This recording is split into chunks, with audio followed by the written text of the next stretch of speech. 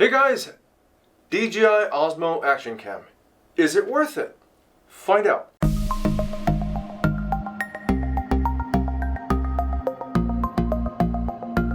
Hey guys, this is Ali Khan again, and today on Tech Quarters we're going to be reviewing the DJI Osmo Action Cam. Now, some pros and cons about the DJI Osmo Action Cam. One, the size. Pretty small for its weight. It's comparable to the other GoPro competitors that is out there. Image stabilization, shoots at 4K. It also has HDR built in, as well as shooting at 60, 30, and 24 or 25 frames as well. The last and most important thing that is a pro for this thing is the dual screen. So for vlogging, you can just snap it on, pop the button on the side, hold it for 2 seconds, and now you got a front-facing image. Let's see what it looks like.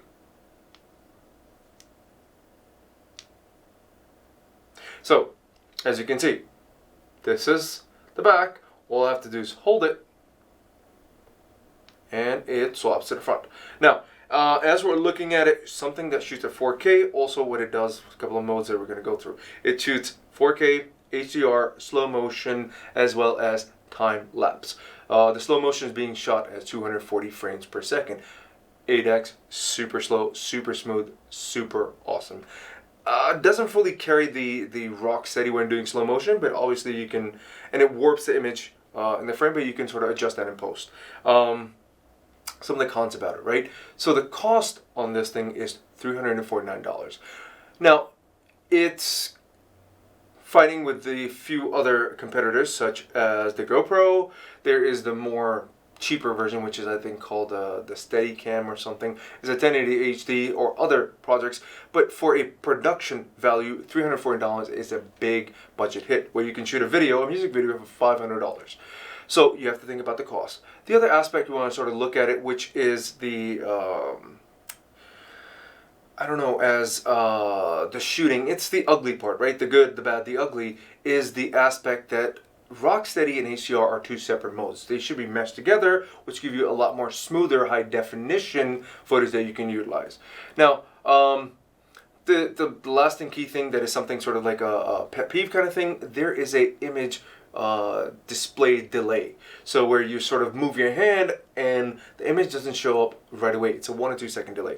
So that is something minute that we can sort of overlook. So as we're reviewing this thing, for its price point, for its quality, production value, what it shoots for, and what you use it for example, all these vloggers, YouTubers out there, this thing is definitely, yes, a buy for $349. Now again, you're investing in it. Now you're comparing this to other DSLRs. You got the Canon 80D, the 1DX for some of those guys who really want the $10,000 camera.